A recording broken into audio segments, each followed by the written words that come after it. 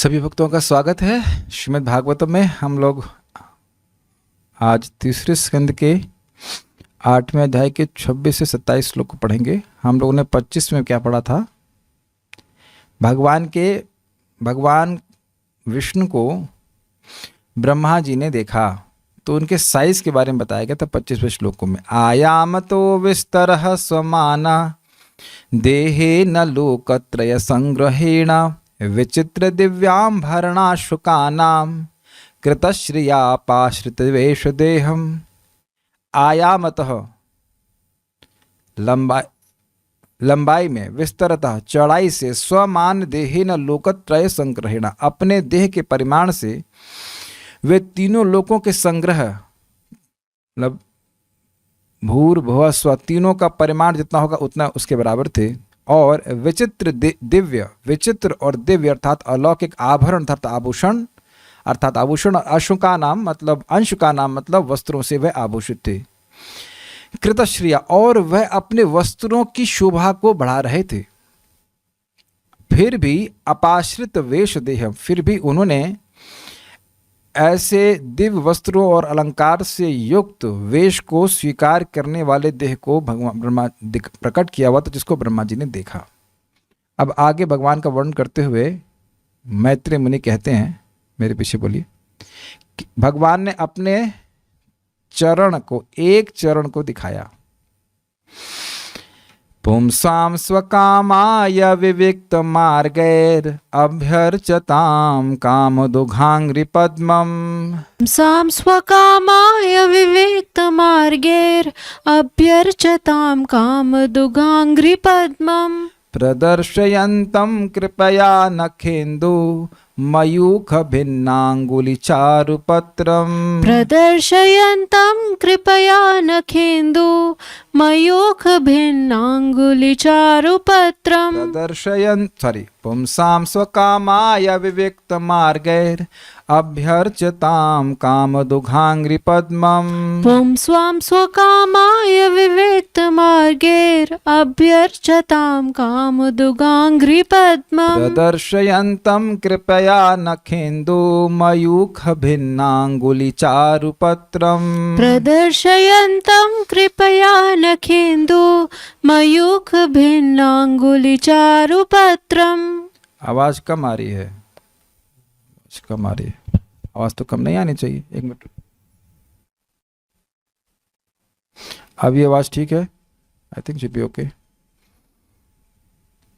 पुंसां स्वकामाय विविक्त मार्गैरभ्यर्चतां कामदुघांघ्रिपद्मम्। पुंसां स्वकामाय विविक्त मार्गैर अभ्यर्चतां कामदुघांघ्रिपद्मम्। प्रदर्शयन्तं कृपया नखेन्दु मयूख भिन्नांगुलिचारुपत्रम्। प्रदर्शयन्तं कृपया नखेन्दु मयूख भिन्नांगुलिचारुपत्रम्।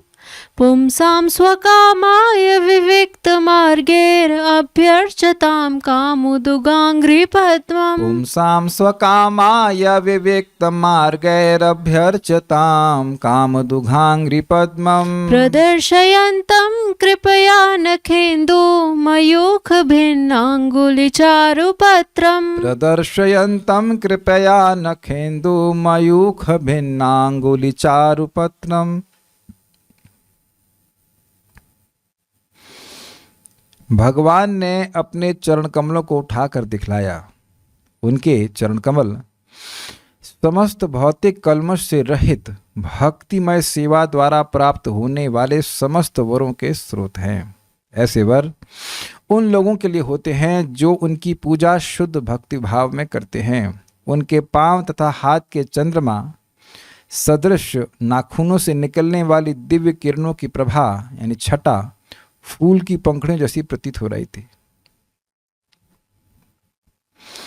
नख इंदु मयूख भिन्नांगुली, जिनके नखचंद की चंद्रिका से सुशोभित उंगलियां ही चारुपत्रम सुंदर दल के समान प्रतीत हो रही थीं। क्या मतलब जरा देखिए।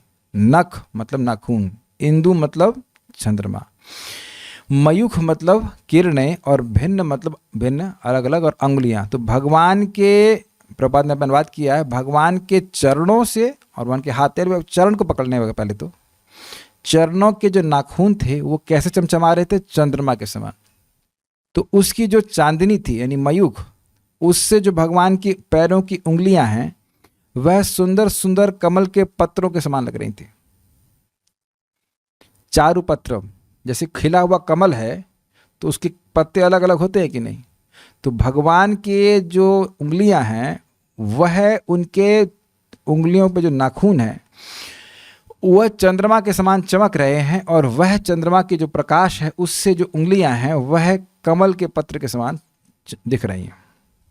अब चक्रवर्ती पाद एक बड़ी सुंदर बात कहते हैं कि देखिए, एक कमल का फूल सूर्य के प्रकाश में उगता है, खिलता है, लेकिन यहाँ आश्चर्य की बात है यह है कि चंद्रमा के प्रकाश में कमल खिला हुआ है। कौन है कमल?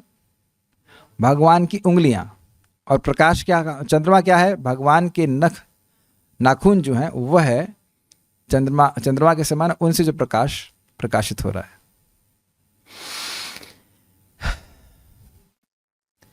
जो भगवान की उंगलियां हैं वह कमल के पत्ते के समान है, कमल के फूल के पत्ते के समान, पंखुड़ियां, यस।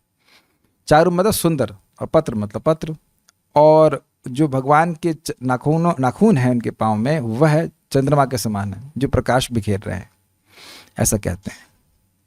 स्वकामाया, ऐसे अपनी मन कामना की पूर्ति के लिए, अपनी इच्छा के लिए, स्वकाम मतलब अपनी इच्छा के लिए, विविक्त मार्ग, शुद्ध वैदिक पद्धतियों से। विविक्त का मतलब होता है सेपरेटेड, अलग, और मार्ग मतलब मार्ग। तो विविक्त मार्ग मतलब वह मार्ग जो सामान्य मार्गों से विविक्त अर्थात अलग हो। सामान्य मार्ग क्या है? कर्मकांड, ज्ञान कांड, कर्म योग, ज्ञान योग इत्यादि। लेकिन भक्ति योग इनसे बिल्कुल विविक्त है, अर्थात बिल्कुल अलग है। अर्थात जो अपनी इच्छा पूर्ति के लिए भगवान को शुद्ध भक्ति के मार्ग से पूजन करते हैं, अभ्यर्चताम, पूजा करने वाले भक्तों की, पुंसा मतलब भक्तों की, काम दुहांग्री पद्मम, काम मतलब कामना, दुघांग्री मतलब जैसे कामधेनु गाय है वह अपने सेवा करने वाले की सारी इच्छाओं को पूर्ण करती है, ऐसे ही भगवान के चरण कमल भक्त की सारी कामनाओं को पूरा करने वाले हैं। कामना को पूर्ण करने वाले अपने चरण कमलों को कृपया प्रदर्शम, कृपा पूर्वक प्रदर्शित करने वाले पुरुषम अपश्यत, श्री भगवान का दर्शन ब्रह्मा जी ने किया। यहाँ पे ब्रह्मा जी विशेष रूप से भगवान के चरण कमलों को देख रहे हैं। देखिए, पुंसाम स्वकामाया, अपने भक्तों को उनकी इच्छा की पूर्ति के लिए, विविक्त मार्ग अभ्यर्चताम, शुद्ध मार्ग के, शुद्ध भक्ति मार्ग के द्वारा जो उनकी उपासना करते हैं उनके लिए काम दुघांग्री पद्मम, उनके चरण कमल सारी कामनाओं को पूर्ण करने वाले के समान हो जाते हैं। ऐसे चरण कमल, पद्म मतलब चरण कमल को प्रदर्शयंतम, कृपा करके दिखाने वाले भगवान को, जिनके नखेंदु मयूख भिनांगुली चारुपत्रम, जिनके नख रूपी इंदु से, नख रूपी चंद्रमा से जो किरणें प्रकाशित होनी थी उससे उनकी पैरों की उंगलियां बहुत ही सुंदर कमल के पंखुड़ियों के समान लग रही थी। ऐसे भगवान के चरण कमल को भगवान ने, ब्रह्मा जी ने देखा, ऐसे भगवान को देखा जो अपना चरण कमल उनको प्रदर्शित कर रहे थे। ठीक है, अब इसका पढ़ते हैं। सारार्थ दर्शनी, श्रीधर स्वामी की टीका हमने अनुभव में ही कवर कर ली, तो अब सारा दर्शनी देखते हैं। उन्होंने यानी ब्रह्मा जी ने उन चरण कमलों को देखा जो उन लोगों की कामना को पूर्ण कर रहे थे जो विशेष मार्गों से, विविक्त मार्ग मतलब विशेष मार्ग, जो अलग मार्ग है। ये अलग मार्ग का क्या मतलब है? देखिए, जैसे कर्म योग है, ज्ञान योग है, अष्टांग योग है, ये क्रमशः एक के बाद एक ऊंचे पर्वत है, लेकिन भक्ति क्या है? सोने का पर्वत है। तो सोने की पर्वत की तुलना आप किसी भी पर्वत से नहीं करते हैं, नहीं कर सकते हैं। इसलिए भक्ति का मार्ग है विविक्त मार्ग, एकदम अलग सेपरेट मार्ग है। इसलिए क्या है, विशेष मार्गों पर स्वकामया अर्थात अपनी अभिलषित फल की पूर्ति हेतु, एक अर्थ हुआ, अथवा स्व अर्थात भगवत प्राप्ति की ही इच्छा से, स्व की कामना से। एक स्व कामया मतलब अपनी कामना के लिए, और दूसरा स्व कामया मतलब स्व की कामना से। स्व मतलब अपने स्वामी भगवान की कामना के, भगवान के चरणों की प्राप्ति के लिए, अथवा स्व अर्थात भगवान की कामना के लिए सेवा द्वारा भगवान को सुखी करने हेतु उपासना करते हैं। तो स्व कामया के तीन अर्थ देखे आपने, समझ पा रहे हैं? एक स्व कामया का मतलब है अपनी कामना के लिए, दूसरा स्व की कामना के लिए, स्व मतलब भगवान के चरणों की प्राप्ति की कामना के लिए, और तीसरा अर्थ है स्वस्य कामना, भगवान की इच्छा के लिए। भगवान चाहते हैं कि भक्त उनकी शुद्ध भाव में सेवा करे, इससे वह सुखी होते हैं। सेकंड मतलब भगवान के चरणों की प्राप्ति के लिए, और तीसरा है कि भगवान की संतुष्टि के लिए, स्वस्य कामना, भगवान की कामना के लिए भगवान का भजन विविक्त मार्ग से करते हैं। ये सब उदाहरण कर पा रहे हैं इसको?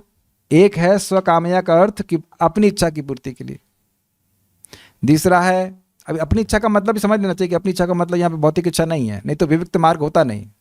शुद्ध भक्ति का मार्ग मतलब भगवान की भक्ति प्राप्त करने के लिए। तो स्व कामया मतलब अपनी इच्छा की पूर्ति के लिए, दूसरा अर्थ है स्व की कामना के लिए, भगवान के चरण कमलों को प्राप्त करने के लिए, तीसरा अर्थ है स्वस्य कामना, भगवान की इच्छा को संतुष्ट करने के लिए कि भक्त मुझे शुद्ध भक्ति के द्वारा संतुष्ट करे, भगवान मुझे संतुष्ट कर, भगवान की सेवा विविक्त मार्ग से, विशेष मार्ग से, भक्ति मार्ग से करते हैं। पढ़ लीजिएगा, अभी तो मैं थोड़ा थोड़ा समझा दे रहा हूँ। इन सारे अर्थों को आप केवल सुन के समझ नहीं सकते, ये भाषा ऐसी है ही नहीं। आपको हर शब्द के जो अर्थ बताया जा रहा है उस पर विचार करना पड़ेगा, तब समझ में आएगा कि स्व कामना का तीन अर्थ कैसे निकले। इट इज़ इम्पॉसिबल कि आप केवल सुन करके समझ जाओ। तब कहीं सुना क्यों रहे हैं? ताकि आपके सुन करके सोचे भी, इसे कहते हैं मनन करना। तीन अर्थ है ना, तीन थोड़े अलग अलग से अर्थ लिख रहे हैं, तो विचार करेंगे तो समझ में आ जाएगा कि अर्थ क्या है। विविक्त मार्गई अर्थात ऐसे मार्गों से जो ज्ञान अथवा कर्म आदि से मिश्रित नहीं होते। एक अर्थ, अन्याभिलाषिता शून्यम ज्ञान कर्माद्यवनावृतम, उसमें निर्विशेष ब्रह्म का अनुसंधान नहीं होता, यानी ज्ञान मार्ग नहीं है, उसमें देवताओं की पूजा और कर्म कांड भी नहीं होता, तो ये सारे मिश्रण उसमें नहीं होते हैं। ये हो गया विविक्त मार्ग। विविक्त मतलब छटा हुआ अलग मार्ग, जिसमें ज्ञान और कर्म का सम्मिश्रण नहीं होता, यह है विविक्त मार्ग। एक अर्थ। नेक्स्ट, अथवा इसका अर्थ हो सकता है कि वैदी अथवा रागनोगा द्वारा उत्पन्न शुद्ध मार्गों से, मतलब साधना भक्ति से, साधना भक्ति के दो प्रकार होते हैं। विविक्त मार्ग मतलब शुद्ध भक्ति का मार्ग। शुद्ध भक्ति दो प्रकार की, एक साध्य भक्ति और एक साधना भक्ति और साध्य भक्ति। तो साधना भक्ति के दो प्रकार हो गए, वैदी और रागानुग भक्ति। तो यहाँ पे विविक्त मार्ग का मतलब हो गया वैदी भक्ति से, या वैदी भक्ति, और वैदी भक्ति का मतलब या तो रागानुग भक्ति से या फिर क्या बोल गया मैं, साधना भक्ति से। विविक्त मार्ग का मतलब होगा साधना भक्ति। साधना भक्ति के दो प्रकार हो सकते हैं, वैदी भक्ति या रागानुग भक्ति, तो उससे भगवान की पूजा करते हैं। अथवा साध भक्ति, साध भक्ति मतलब भाव भक्ति, तो उसमें दास, सख अथवा अन्य रसों सहित भाव मार्ग से। तो विविक्त मार्ग के तीन पहलू हो गए, एक जिसमें ज्ञान और कर्म का सम्मिश्रण नहीं है, तो ये जनरल हो गया शुद्ध भक्ति का मार्ग। अब शुद्ध भक्ति के मार्ग को आप दो भाग में विभाजन कर दीजिए, वैदी साधना भक्ति और साध्य भक्ति। तो साधना भक्ति में भी दो विभाजन हो गए, वैदी भक्ति या रागानुग भक्ति। और साध्य भक्ति में विभाजन इस तरह से हुए कि भाव भक्ति है, भाव भक्ति में अलग अलग प्रकार के भाव, जैसे कि तास्य, साख्य, वात्सल्य, श्रृंगार आदि होते हैं, तो उसमें भी अलग अलग मार्गों से भगवान का भजन करते हैं। इसलिए मार्गों को लिखा हुआ है, मतलब तृतीया विभक्ति बहुवचन, एक मार्ग से नहीं, बहुत सारे मार्गों से। भाई दास से, साक्य से, वात्सल्य से, श्रृंगार से, तो अलग अलग मार्ग हो गए ना, चार मार्ग हो गए कि नहीं हो गए। तो जिसने भाव भक्ति प्राप्त कर ली है वह इन रसों के मार्ग से भगवान की सेवा करेगा। जो साधना भक्ति कर रहा है वो या तो वैदी भक्ति से करेगा या रागानुग से करेगा। या एक जनरल अर्थ लिया जा रहा है कि ज्ञान और कर्म से अमिश्रित शुद्ध भक्ति के मार्ग के द्वारा वह भगवान की उपासना करते हैं। अभी प्रश्न हो जाएगा रागानुग क्या है, तो समय का भाव है थोड़ा सा। जो फर्स्ट वाला है वह जनरल है, क्योंकि आप चाहे साधना भक्ति की बात करें और चाहे साध्य भक्ति की बात करें, दोनों में ही ज्ञान और कर्म का सम्मिश्रण नहीं होता है। लेकिन शुद्ध भक्ति की बात हो रही, शुद्ध भक्ति साधना भक्ति भी है, शुद्ध भक्ति साध्य भक्ति भी है, लेकिन वहां मैंने फिर दो अलग अलग प्रकार से विभाजन कर दिया। तो विविक्त का मतलब शुद्ध से अर्थ है। उन चरण कमलों ने मुझे लग रहा था कि पूछ लेंगे रागानुग और भाव भक्ति में क्या अर्थ है, अंतर है। हम नहीं बताएंगे, इसके लिए प्रतीक्षा कीजिए भक्ति रसामृत सिंधु की क्लास सुनने के लिए, या फिर परम पूज्य वृंदावन चंद्र महाराज की सीरीज सुन लीजिए। हर चीज़ यहाँ बैठ कर समझाने लग जाएंगे तो 9 बजे तक क्लास हो जाएगी। हमको लग रहा था कि बताना, वैसे बताए बिना तो काम नहीं चलेगा, है ना, चाहे एक ही श्लोक को पढ़ाता देना चाहिए। देखिए होता क्या है, साधना भक्ति में शास्त्र की आज्ञा से ही, सवा कीजिएगा, साधना भक्ति में व्यक्ति अपनी इंद्रियों से भगवान की सेवा करता है, जिसका लक्ष्य भाव भक्ति होता है। भाव भक्ति में व्यक्ति को प्रयास नहीं करना होता है। अब सांस लेने के लिए कोई प्रयास करते नहीं है, अपने आप भक्ति होती, तो उसको साध्य भक्ति कहते हैं। साध्य मतलब जो गोल है, और साधना मतलब जिसके द्वारा आप साधना कर रहे हो, जिसके द्वारा गोल को प्राप्त करोगे, वो साधना भक्ति। तो साधना भक्ति में व्यक्ति अपनी इंद्रियों से कार्य करता है। जैसे आप लोग अपने कान से सुन रहे हैं या दूसरे कान से सुन रहे हैं, अपने से सुन रहे हैं, अपने ही जीभ से भोजन करते हैं, प्रसाद ग्रहण करते हैं कि दूसरों को दे देते खाने के लिए, नहीं, स्वयं भोजन करते हैं, स्वयं कथा सुन रहे हैं, स्वयं जप करते हैं, स्वयं प्रणाम कर रहे हैं। ये क्लियर समझ में आया? दूसरे को स्पॉन्सर नहीं कर रहे हैं। स्पॉन्सर से मेरा मतलब ये नहीं कि मैं तुमको 5,000 रुपये देता हूँ, तुम मेरे लिए 5,000 महामंत्र बोल देना।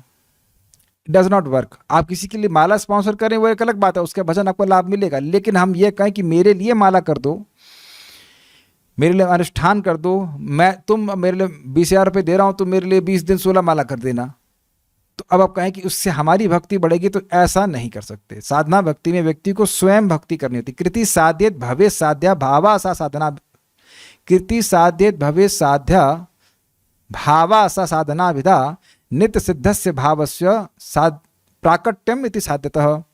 जो हमारा कृति मतलब अपनी इंद्रियों से व्यक्ति कार्य करेगा भगवान के लिए।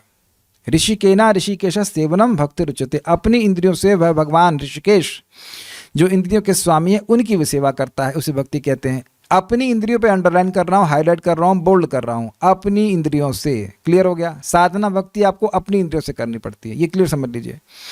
और साधना भक्ति को साधना भक्ति तभी कहते हैं जब उसका उद्देश्य भाव भक्ति को प्राप्त करना हो।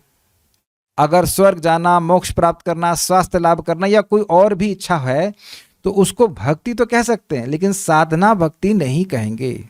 साधना भक्ति को साधना भक्ति तभी कहा जाएगा जब करने वाला इस इच्छा से भजन कर रहा हो कि मेरे हृदय में भगवान के प्रति जो सुप्त भाव है वह जागृत हो जाए। ये तो बिल्कुल स्पष्ट समझ में आ रहा है। अब ये जो भाव है वह क्या है? नित्य सिद्धस्य भावस्य प्राकट्यम इति साध्यतः। ये जो साधना भक्ति है इसकी एक क्षमता है कि जो हमारा नित्य सिद्ध भाव है, हर जीव का भगवान से एक विशिष्ट संबंध है जिसे उसका विशेष भाव कहा जाता है भगवान के प्रति, और वह भक्ति करने से अपने आप ही प्राप्त होता है, अपने आप ही प्रकट होता है। नित्य सिद्धस्य भावस्य प्राकट्यम इति साध्यतः। इस साधना भक्ति की क्षमता होती है कि जो नित्य सिद्ध है, पहले से ही विद्यमान भगवान के प्रति भाव है, वो जो सुप्त है उसको जागृत कर देती है, बाहर से नहीं लेके आती। तो ये हो गई साधना भक्ति। तो अब इस साधना भक्ति के दो विभाजन हो गए, वैधि भक्ति और रागानुगा भक्ति। तो वैधि भक्ति क्या होती है? वैधि भक्ति में केवल शास्त्र की आज्ञा से व्यक्ति भजन करता है।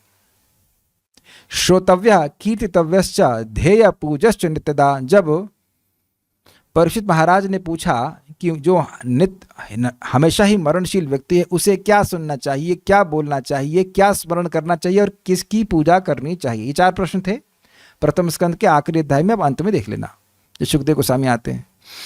तो उन्हें कहा कि भगवान हरि श्रोतव्य तस्मात् भारत सर्वात्मा भगवान ईश्वरो हरि श्रोतव्य कीर्तितव्यश्च ध्येय पूजश्च नित्यदा। इसलिए हे राजन, तस्मात् भारत सर्वात्मा, जो सभी की आत्मा है, परमात्मा है, तस्मात् भारत सर्वात्मा भगवान ईश्वरो हरि, जो भगवान है, जो ईश्वर हैं, जो हरि हैं, उनके बारे में सुनना चाहिए। श्रोतव्य, तो जब सुनना चाहिए बोल दिया तो ये शास्त्र की आज्ञा की तरह हुआ कि नहीं? तुम्हें ऐसा करना चाहिए, सुनना चाहिए। श्रोतव्य, और सुन करके कीर्तितव्यश्च, बोलना चाहिए। ध्येयश्च, ध्येय पूजश्च नित्यदा, और उन्हीं का ध्यान स्मरण करना चाहिए और उन्हीं का पूजन करना चाहिए। एक ही श्लोक में उत्तर दिया। तो यह वर्णन है साधना भक्ति में वैदिक भक्ति का, जिसमें शास्त्र की विधि से ही व्यक्ति भक्ति करता है। और इसीलिए वैदिक भक्ति जो हम लोग कर रहे हैं, इसमें व्यक्ति को शास्त्र सुनना चाहिए, क्योंकि उसके द्वारा उसकी श्रद्धा को पुष्टि मिलती है। सब लोग बिल्कुल ठंडे दिमाग से अच्छी प्रकार समझ पा रहे हैं कि नहीं? साधना भक्ति दो के विभाजन हुए, उसमें मैंने आपको बताया वैदिक मार्ग और रागानुग मार्ग में क्या है, शास्त्र को छोड़कर भक्ति नहीं हो रही है, लेकिन केवल शास्त्र की आज्ञा से भक्ति नहीं हो रही है।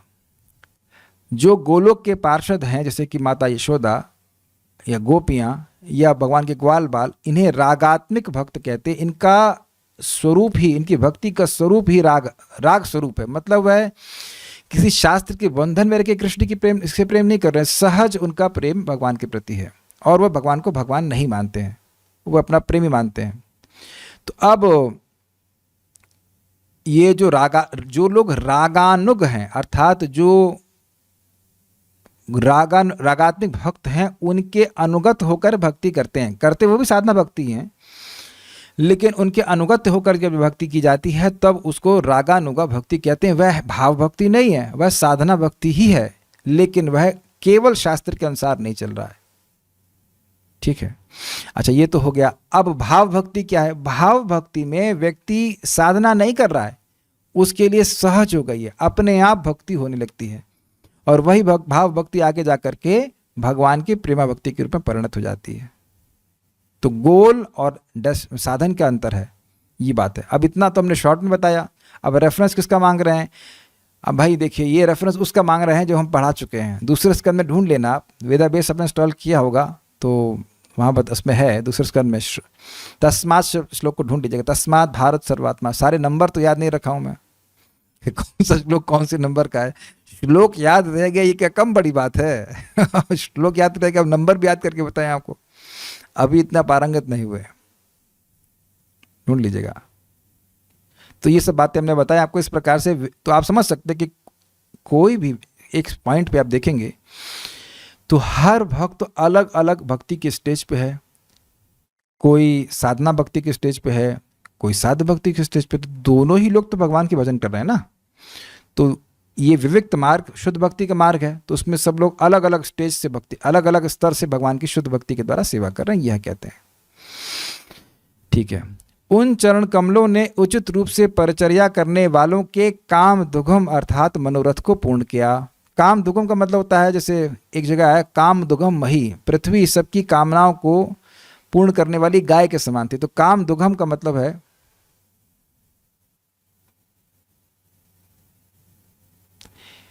अनेन प्रसविश्वध्वम एष वो तुष्ट काम। श्लोक क्या शुरू होता है? सह यज्ञा प्रजा सृष्ट्वा पूर्ववाचा प्रजापति अनेन प्रसविश्वध्वम एष वो तुष्ट काम दुख। भगवान गीता में कहते हैं सह यज्ञा प्रजा सृष्ट्वा, यज्ञ के साथ प्रजा की सृष्टि करके, अर्थात उस प्रजा की जो यज्ञ करने वाली थी, अर्थात ब्राह्मण क्षत्रिय वैश्य आदि की सृष्टि करके, सह यज्ञा प्रजा सृष्टवा, यज्ञ के साथ प्रजा की सृष्टि करके, पूर्ववाचा प्रजापति, प्रजापति विष्णु या प्रजापति भगवान विष्णु हो सकते हैं, या प्रजापति ब्रह्मा जी ने कहा, पूर्ववाचा बहुत पहले कहा, पूर्ववाचा प्रजापति अनेन प्रसविश्वध्वम, अनेना इस यज्ञ के द्वारा तुम प्रसुद्ध, मतलब जैसे स्त्री प्रसव करती है तो उसके बच्चे हो जाते हैं यार, तो उसी प्रकार से तुम समृद्धि को प्राप्त करोगे। अनेन प्रसविश्वध्वम एष वो तुष्ट कामधुक, एष वो तुष्ट कामधुक, ये तुम्हारे सारे इष्टों को, तुम्हारी इच्छाओं को पूर्ति करने वाला कामधुक, काम अर्थात कामधुक का मतलब कामधेनु गाय के समान ये यज्ञ हो जाएगा। यज्ञ करोगे तो तुम्हारी सारी इच्छा पूर्ण हो जाएंगी। तो उसी अर्थ में कह रहे हैं काम दुखम, मतलब जैसे कामधेनु गाय अपनी सेवा करने वाले की सारी मनोरथ को पूर्ण करती है, उसी प्रकार से उचित रूप से परिचर्या करने वाले, भक्ति मार्ग से सेवा करने वाले सभी लोगों की इच्छा को भगवान के चरण कमल पूर्ण करते हैं, ये कहते हैं। यहाँ पे बहुत बड़ी शिक्षा प्राप्त हो रही है। तो आप कहे कि हमारी इच्छा पूर्ण क्यों नहीं हो रही है, तो देखिए भागवत तो गलत हो नहीं सकती है, तो कौन गलत है? नहीं हम कैसे गलत, ना ना ना ना, हम नहीं है। हाँ अच्छा ये बताइए, आप पिन पॉइंट कीजिए कि हम गलत कब हुए। जब से पैदा हुए हैं, पैदा होना ही गलती नहीं करी हमने। धर्म की संस्थापना करने के लिए पैदा हुए ना, तो पैदा होने से आज तक कभी हम गलती किए ही तो नहीं है। तो आप ये समझ लीजिए कि ये सिद्धांत बिल्कुल परफेक्ट है कि भगवान अपने भक्तों की मनोरथ को पूर्ण करते ही हैं। अब कठिनाई अगर है तो हमारी तरफ से क्या कहीं कुछ गलती तो नहीं कर रहे हैं उपासना में, देखना होगा। लेकिन यहाँ बिल्कुल स्पष्ट कहा, उचित रूप से परिचर्या करने वालों के काम धुगम अर्थात मनोरथ को पूर्ण किया करते हैं। मतलब उन्होंने अपने हजारों चरणों में से केवल एक चरण को थोड़ा ऊपर उठाकर प्रदर्शित किया, क्योंकि ब्रह्मा जी उस चरण को देखना चाहते थे। इस संकेत तथा अग्रिम श्लोक में एक बहु की भंगिमा द्वारा यह इंगित होता है कि इस तथा अग्रिम 2 श्लोकों में भगवान ने ब्रह्मा को कृष्ण अवतार का दर्शन कराया। यद्यपि अवतारी श्री कृष्ण का आविर्भाव वैवस्वत मनवंतर में ही होता है। अब ये बड़ी इंटरेस्टिंग बात है। ये बड़ा एक अद्भुत अर्थ ले रहे हैं। कहते हैं कि यह यहाँ पे कहा गया कि एक चरण कमल उठाए, तो भगवान कृष्ण के कितने चरण कमल है? 2 में से एक उठाया। भगवान विष्णु के तो हजारों मुख हैं, हजारों, उतना सहस्त्र, क्या था, सहस्त्र मुख रूपा, क्या शब्द था, सहस्त्र शीर्षा पुरुषा के रूप में वो पूजित होते हैं। तो अगर उनके बारे में वर्णन होता तो ऐसा कहा जाता कि बहुत सारे पांव उठाए, एक ही पांव क्यों उठाएंगे। लेकिन यहाँ पे वो चक्रवर्ती पादार्थ ले रहे हैं, कह रहे हैं कि एक पांव उठाए से ये सूचित हो रहा है कि ब्रह्मा जी ने भगवान कृष्ण को देखा। और ये ब्रह्म संहिता में तो स्पष्ट है, गोविंदमादि पुरुषम तम हम भजामि, वहाँ भगवान कृष्ण की उपासना करते भी। और देंगे जबकि यद्यपि भगवान कृष्ण वैवस्वत मनवंतर में आए, यानी कि ये दिन की शुरुआत की बात है। पद्मकल्प की भगवान श्री कृष्ण ब्रह्मा जी के हर दिन में एक बार आते हैं, तो ये पद्मकल्प भी एक ब्रह्मा जी का दिन है। तो ब्रह्मा जी के दिन की शुरुआत की घटना है यद्यपि, लेकिन यहाँ कहते हैं कि यद्यपि भगवान कृष्ण वैवस्वत मनवंतर में, यानी कि ब्रह्मा जी के दिन के 7वें मनु के 28वें मनवंतर में आते हैं, अच्छा 28वें चतुर्युग में आते हैं। लेकिन फिर भी यहाँ ऐसे सूचित हो रहा है कि भगवान कृष्ण ने भगवान को, ब्रह्मा जी को अपना दर्शन कराया, एटलीस्ट इस पद्मकल्प की बात करें तो। अन्य शास्त्र भी संकेत देते हैं कि श्री कृष्ण ने ब्रह्मा जी को दर्शन दिया। तदुवाचा ब्रह्माणो साव अनवरतम में ध्यातः स्थितः परार्धान्ते सोबुद्धतः गोपवेशो में पुरस्तात् आविर्भुवः।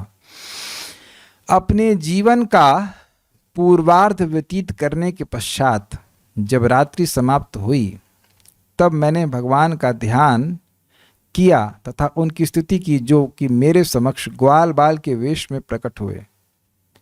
गोपाल तापानी उपनिषद, मतलब ब्रह्मा जी के 50 साल बीतने के बाद, इसे अब ये मेरे ऊपर से जा रहा है सारी बात। अब पूर्वार्ध की बात करें तो इससे तो ये सूचित होता है कि 50 साल तक ब्रह्मा जी को भगवान कृष्ण को देखे ही नहीं। या एक भावना ये बात समझ में आ रही, वो ये है कि 50 साल ब्रह्मा जी के बीत गए और तब जब रात्रि समाप्त हुई और तब जब ब्रह्मा जी ने तपस्या करी, तब भगवान कृष्ण ने दर्शन किए। ये बात कुछ समझ में आ रही है, लेकिन बाकी कुछ नहीं। तो अब ये बात खंडित हो जाएगी, भगवान श्री कृष्ण तो ब्रह्मा जी के दिन में हर बार एक दिन में एक बार आते ही हैं। तो ये कुछ बात समझ में नहीं आ रही कि क्या कहना चाहते हैं। बस इतनी बात समझ में आ रही कि ब्रह्मा जी हर सुबह भगवान कृष्ण का दर्शन नहीं करते हैं, एक विशेष सुबह भगवान कृष्ण का दर्शन किए जब उनके 50 साल पूरे हो गए। Things are little mixed up, और क्योंकि मैं ब्रह्मा हूँ नहीं तो इसलिए मैं नहीं जानता कि कौन से दिन क्या हुआ, लेकिन इतनी बात यहाँ पे चक्रवर्ती बात कहते हैं कि भगवान के दर्शन हुए। ब्रह्म संहिता में भी यह वर्णन प्राप्त है कि किस प्रकार श्री कृष्ण ने मदन गोपाल स्वरूप में ब्रह्मा जी को अपना दर्शन दिया। इस प्रकार कुछ भक्त कहते हैं कि श्लोक में एक चरण प्रकट करना अर्थात श्री कृष्ण के त्रिभंग मूर्ति को इंगित करता है, जो अपने दक्षिण चरण को आगे कर खड़े हैं तथा उनके चरण का एक तलवा दिखा रहे हैं। उसके चरणों की उंगलियां चंद्रमा की भांति नखों से विस्तृत किरणों के द्वारा खिली हुई चारुण पंखुड़ियों की भांति थी। चारुण मतलब सुंदर पंखुड़ियों की भांति। इसमें डिफिकल्टी क्या है? यहाँ अद्भुत बात यह है कि कमल सूर्य किरण के बजाय चंद्रमा की रश्मि में विकसित हो रहा है। ये समझ में आ गया? चंद्रमा क्या है? भगवान के नाखून। तो चंद्रमा में कमल कमल नहीं खिलता है, वो बंद हो जाता है, लेकिन यहाँ पे जो कमल है वह चंद्रमा की रोशनी में खिल रहा है। तात्पर्य, भगवान हर एक की इच्छाओं की पूर्ति उसकी इच्छा अनुसार करते हैं। शुद्ध भक्तजन भगवान की दिव्य सेवा प्राप्त करने में रुचि रखते हैं जो उनसे अभिन्न होती है। ये क्या मतलब? जो व्यक्ति भगवान की दिव्य सेवा को प्राप्त कर गया उसे भगवत प्राप्ति हो गई, ये बात है। अतएव भगवान ही शुद्ध भक्तों की एकमात्र इच्छा है और भक्ति उनकी कृपा प्राप्त करने की एकमात्र निष्कर्ष विधि है। अब ये देखिए प्रभुपाद जी ने स्व कामाया को कैसे एक्सप्लेन किया है। स्व कामाया मतलब अपनी इच्छा की पूर्ति के लिए, और दूसरा अर्थ क्या था? स्व मतलब भगवान की प्राप्ति के लिए। तो जो भक्त भगवान की शुद्ध भक्ति की इच्छा कर रहा है या जो भगवान की चरण कमलों की प्राप्ति करने की इच्छा कर रहा है, ये दो अलग इच्छाएं नहीं है। इसीलिए प्रभुपाद ने कहा कि जो व्यक्ति चाहता है कि वह दिव्य सेवा कर सके, भगवान का नाम शुद्धता से ले सके, भगवान की कथा को शुद्ध रूप से समझ सके, बोल सके, और जो चाह रहा है कि भगवान की प्राप्ति हो, इन दोनों में भेद नहीं है, यह कहते हैं। तो अगर आप गौर कर सकें तो प्रभुपाद जी ने दोनों अर्थों का सामंजस्य बिठाकर बोल दिया। ठीक है। अतएव भगवान ही शुद्ध भक्तों की कहाँ गए एकमात्र इच्छा है और भक्ति उनकी कृपा प्राप्त करने की एकमात्र निष्कलुष विधि है, शुद्ध विधि है। विविक्त मार्ग मतलब शुद्ध मार्ग है। भक्ति रसामृत सिंधु 1:11 में श्रील जीव गोस्वामी कहते हैं कि शुद्ध भक्ति ज्ञान कर्माद्यनावृतम है। शुद्ध भक्ति में ज्ञान तथा सकाम कर्म का लेश भी नहीं रहता। इसको थोड़ा समझाना पड़ेगा। देखिए, यहां ज्ञान कर्मादि शून्यम नहीं लिखा है, आनुक अन्याभिलाषिता शून्यम लिखा है, लेकिन ज्ञान कर्मादि शून्यम नहीं लिखा है। ज्ञान कर्मादि अनावृतम लिखा है। तो समझना होगा भाई, कोई भक्ति कर रहा है तो क्या वो बाथरूम भी नहीं जाएगा? बाथरूम जाना पड़ेगा। तो बाथरूम तो भक्ति नहीं है, लेकिन बाथरूम जाने से उसकी भक्ति ढकती नहीं है।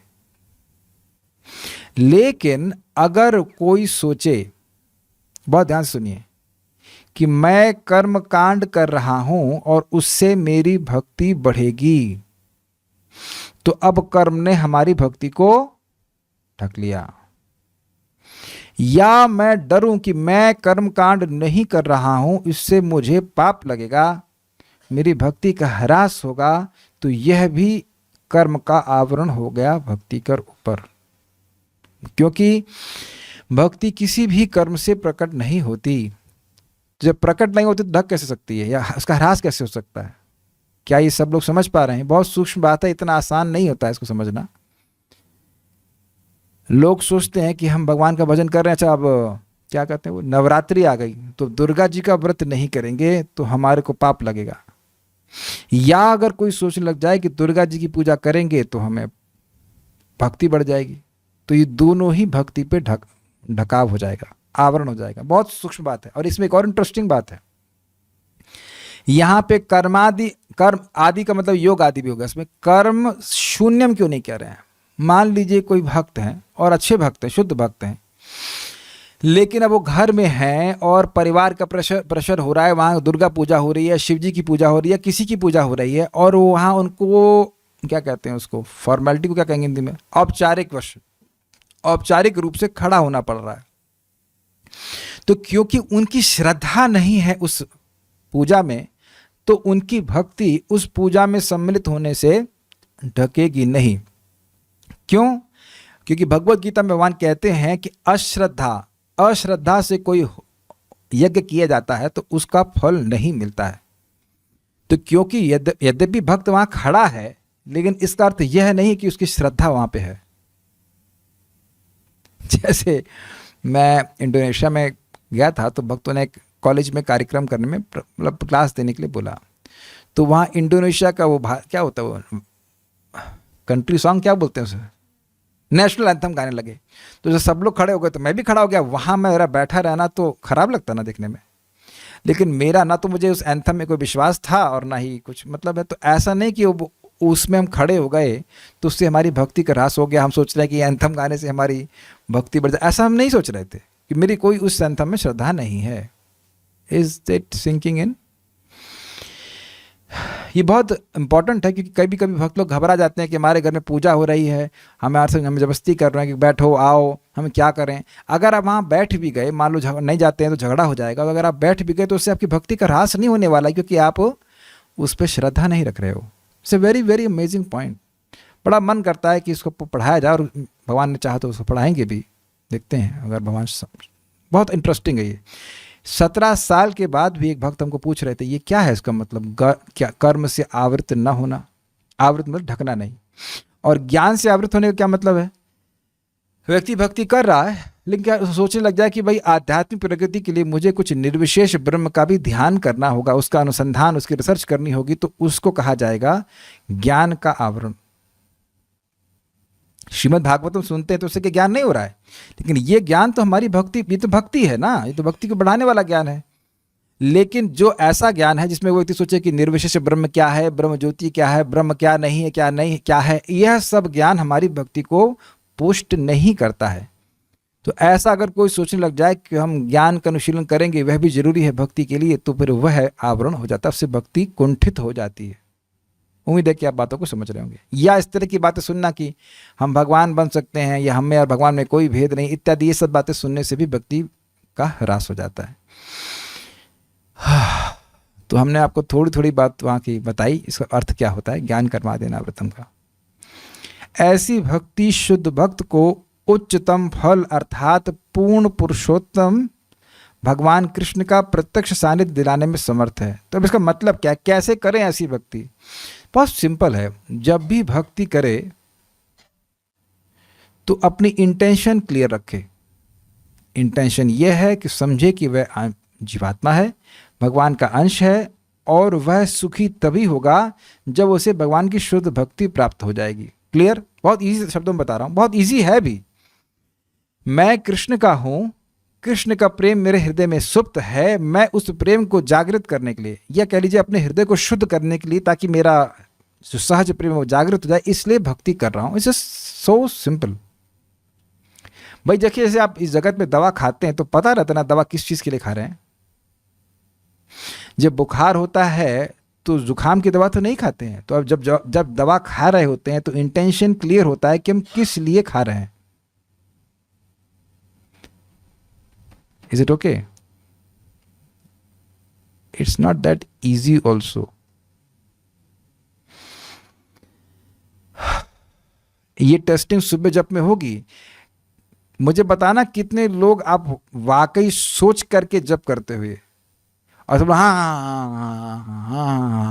हाँ कर देंगे, लेकिन जैसे जप कर रहे हैं उससे मालूम चल जाएगा कि किस लिए कर रहे हैं।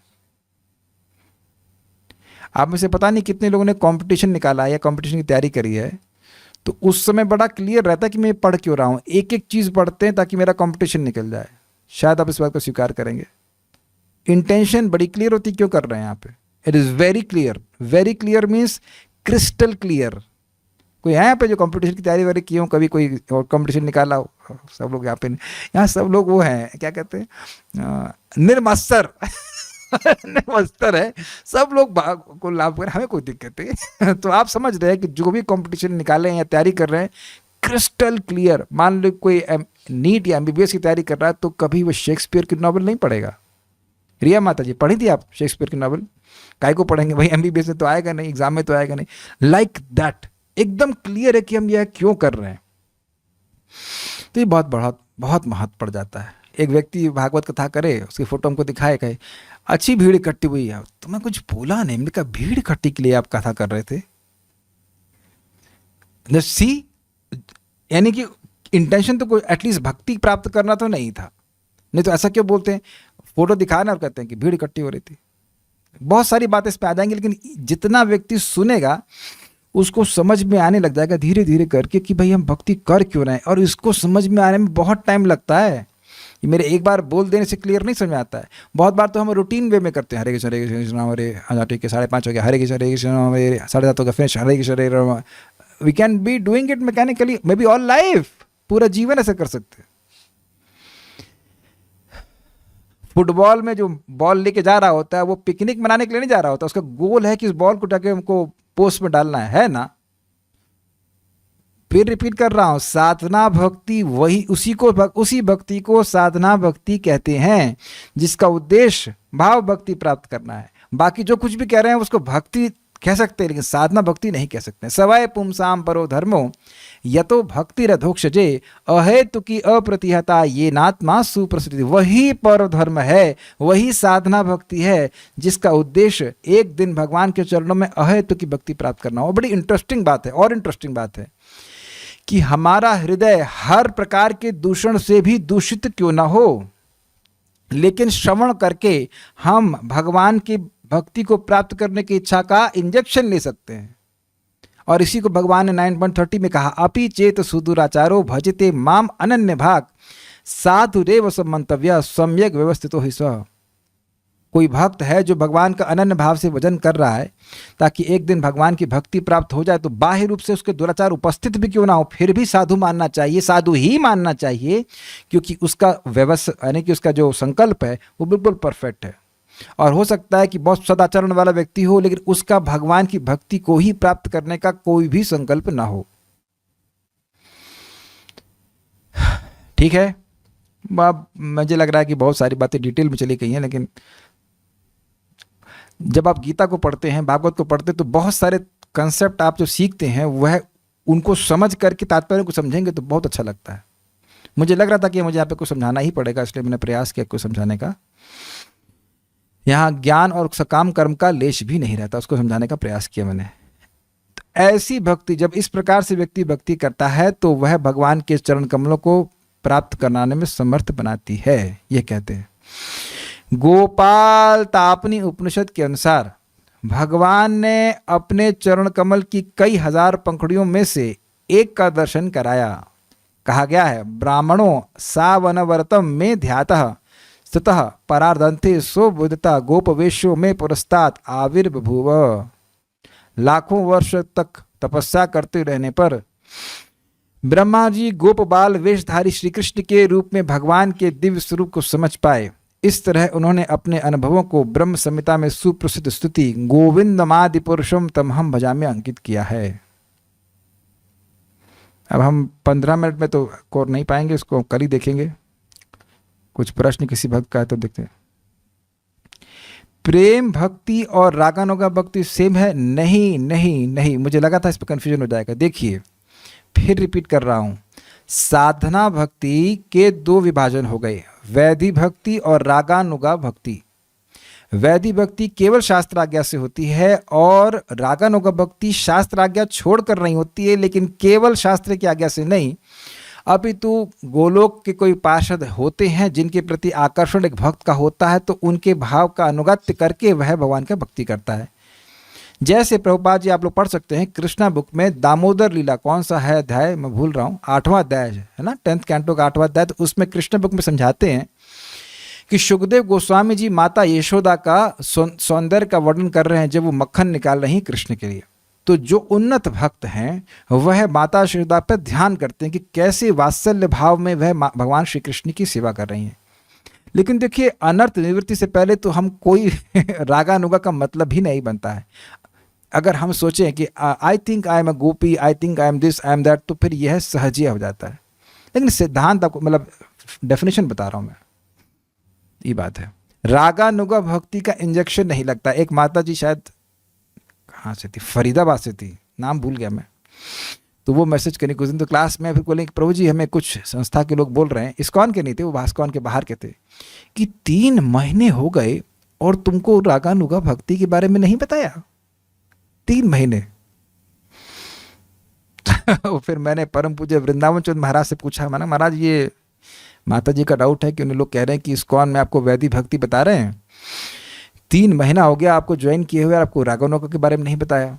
तो महाराज बड़ा सुंदर उत्तर दिए कि देखिए रागानुगा भक्ति का इंजेक्शन नहीं लगता है, समझे। साधना भक्ति का इंजेक्शन लगता है।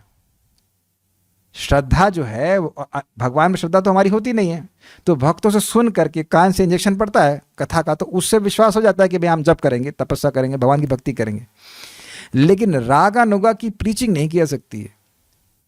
If I am attracted to one, I am attracted means spontaneously attracted. तो हम जो सोच रहे हैं कि मैं ये हूं, मैं वो हूं, तो वहां स्पॉन्टेनियस नहीं है। तो भक्ति करते करते भगवान की इच्छा अगर होती है, भगवान कुछ जैसे चाहे, इस प्रकार का आकर्षण भक्ति हृदय में होने लगता है।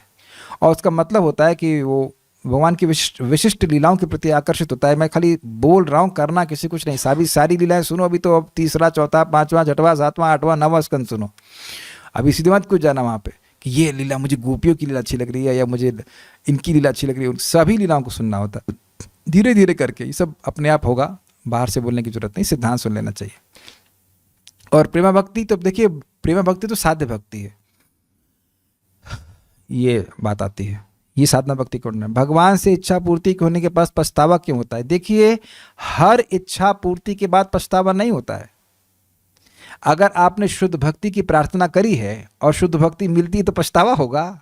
पछतावा नहीं होता है।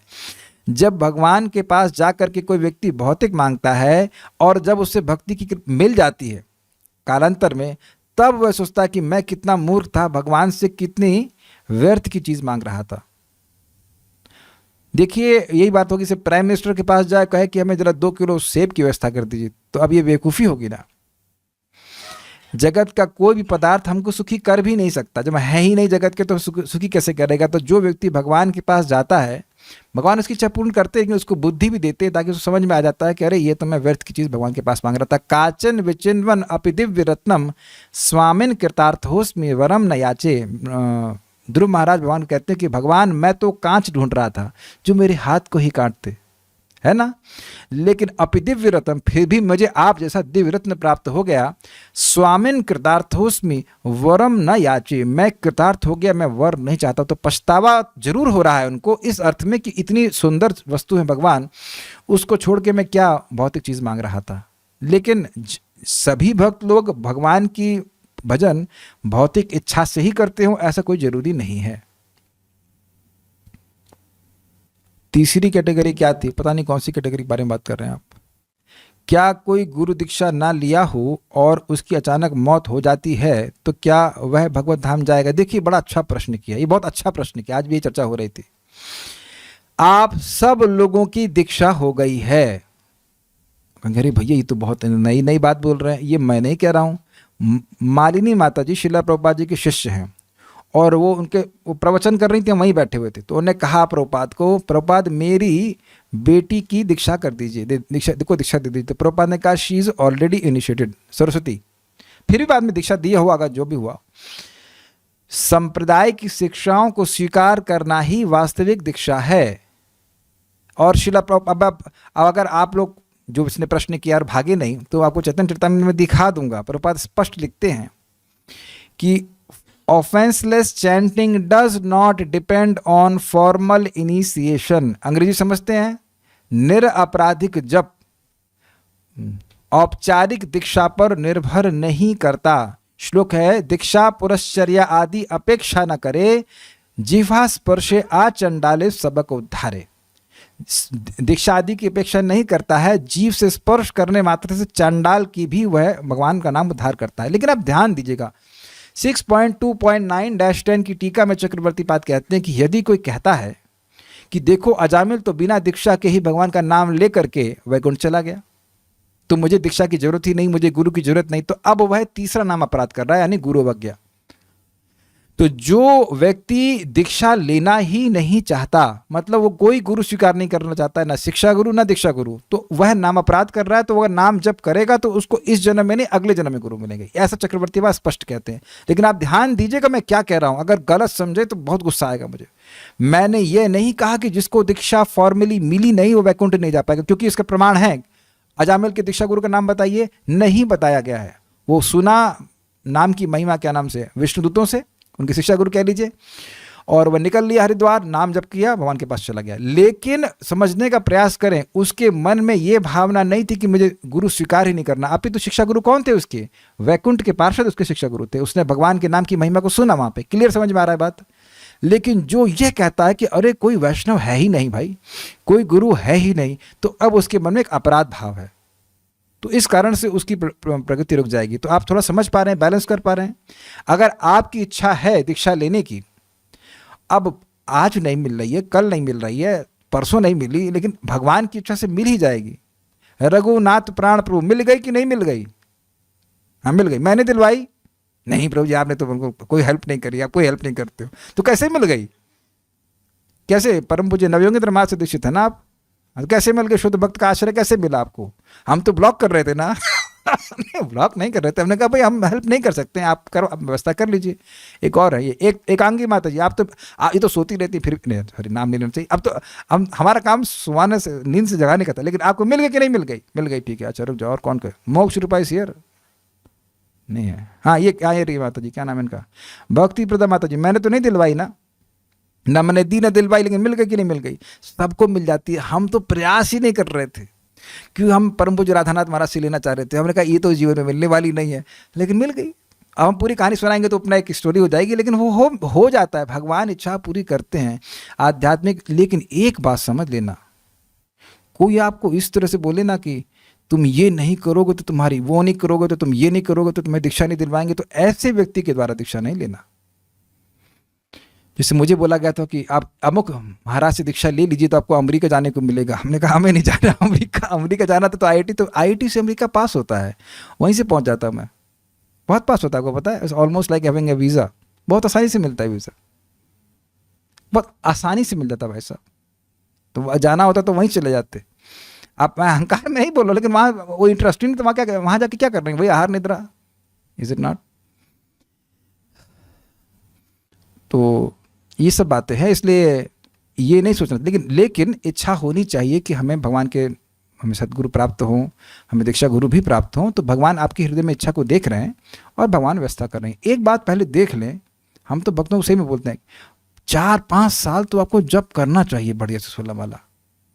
क्योंकि मैं दोनों का नाम नहीं रख रहा हूँ। एक भक्त हमको बोले प्रभु जी हमको अमुक महाराज से दीक्षा दिलवा दीजिए, और उनके बिजनेस में कुछ ड्रॉप हुआ और हमको एक दिन आके बोले कि हम जप भी, मतलब वो जप भी बंद कर दिए और ये कंठी माला भी उतार दी। हमने कहा क्यों? तो कहते हैं एक पंडित जी आके बोले कि ये भगवान विष्णु का भजन कर रहे हो इसलिए तुम्हारा बिजनेस डाउन हो रहा है। और यही व्यक्ति दीक्षा लेना चाहते थे। दूसरी एक माता जी हमको बोली अच्छा प्रभु, तो हमारे संग भक्ति कर रही थी, प्रभु जी वो हमारी बहन की दीक्षा करा दीजिए और उसके बारे में क्या सोचा है और हमारे बारे में। और अभी मैंने कुछ दिन में पूछा कि भाई आप भक्ति क्यों नहीं कर रहे हैं? अब मैंने इस्कॉन छोड़ दिया है। तो अब बताइए कि अब आप मेरे रेफरेंस फ्रेम में देखिए कि मैं किसी को दीक्षा, मेरे पास तो आपको इतना सिस्टम नहीं है कि मैं दीक्षा के लिए किसी को रिकमेंड क्यों करूं, इसीलिए कि वो भक्ति छोड़ दे। दूध का जला छाछ भी फूक फूक के पीता। इसलिए हमारी पॉलिसी तो ये है कि भैया दीक्षा खुद लेके आ जाओ। एक व्यक्ति बोले पता नहीं उसको हम कभी देखे ही नहीं क्लास में, हम तो कभी देखे नहीं। बोले प्रभु जी आप ही हमारे शिक्षा गुरु हैं तो आप ही हमारी दीक्षा करवाएंगे ना? मैं कहा नहीं, हम तो आपको देखे तक नहीं है आपको, and I don't even know and you have the capacity to ask. मुझे अच्छे से याद है, मेरे को ऐसे ऐसे लोग कार्य करते हैं तो बड़ा गुस्सा आता है। मेरी पसली टूटी हुई थी, मैं किसी तरह से बलराम हॉल में बैठ के कुछ मुझे कार्यक्रम करवाना था। एक व्यक्ति आए बोले प्रभु जी हमारी दीक्षा का क्या हो सकता है? हमने कहा प्रभु आप देखिए मेरी हालत खराब है, आपको अपना कुछ दिख रहा है, किससे बात कर रहे हैं, क्या है उसकी हालत क्या है? When you are so unconscious how can you demand like this? और क्योंकि मैंने अपने जीवन में कभी पुश नहीं किया कि मेरे को दीक्षा दिलवाई, मेरे को दीक्षा दिलवाई, भगवान की व्यवस्था से हो जाती है। इच्छा जरूर थी लेकिन हम ऐसे कभी कभी पुश नहीं किए हमारे। अब मैं आपको एक बात बता रहा हूँ, सच्ची बात हम बता रहा हूँ। नाम है वासुदेव, क्या नाम है? वासुदेव कृष्ण है ना, वासुदेव चैतन्य, सॉरी वासुदेव चैतन्य प्रभु है। वो 1998 से बता रहे थे जब कर रहे हैं और बहुत साल के बाद दीक्षा लिया। और जब दीक्षा ले रहे थे हमारे प्रभु जी, आश्रम में रहते हैं, तो उस समय 48 वाला जब करते थे रोज। वो अलग ही दुनिया के लोग व्यक्ति है। तो मैंने कहा प्रभु इतना समय क्यों लगा दिया आपने? तो वो गृहस्थी में थे और जो ने बात बोली मैं सुन करके हिल गया। कह रहे थे मैं काम वासना के नष्ट होने का प्रतीक्षा कर रहा था। I was just silent.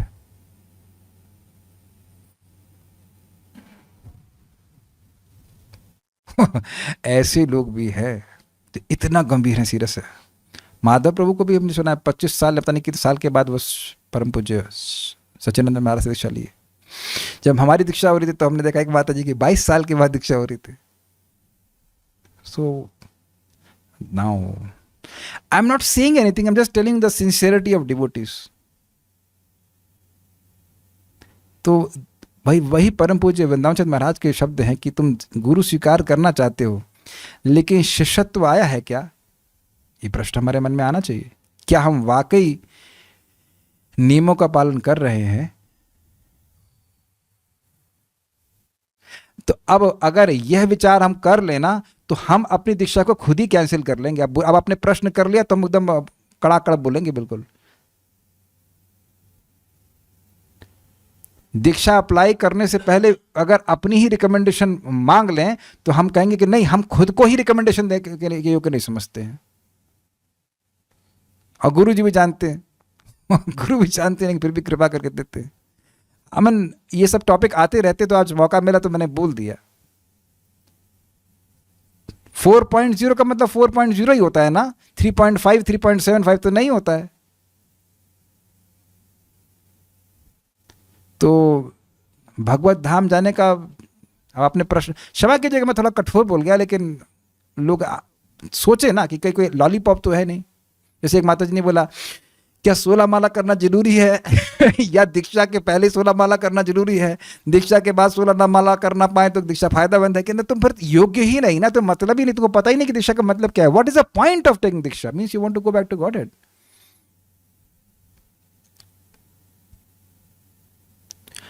अब एक भक्त कहते हैं श्रद्धा नहीं होती है तो फल नहीं मिलता, लेकिन चैंटिंग के लिए शुरू में श्रद्धा नहीं होती फिर भी फल मिलता है। प्रभु जी बिल्कुल सही कहा आपने। देखिए मैं हर बात नहीं काट रहा हूं, बिल्कुल सही कहा, मुझे अच्छा लगा आपने प्रश्न किया।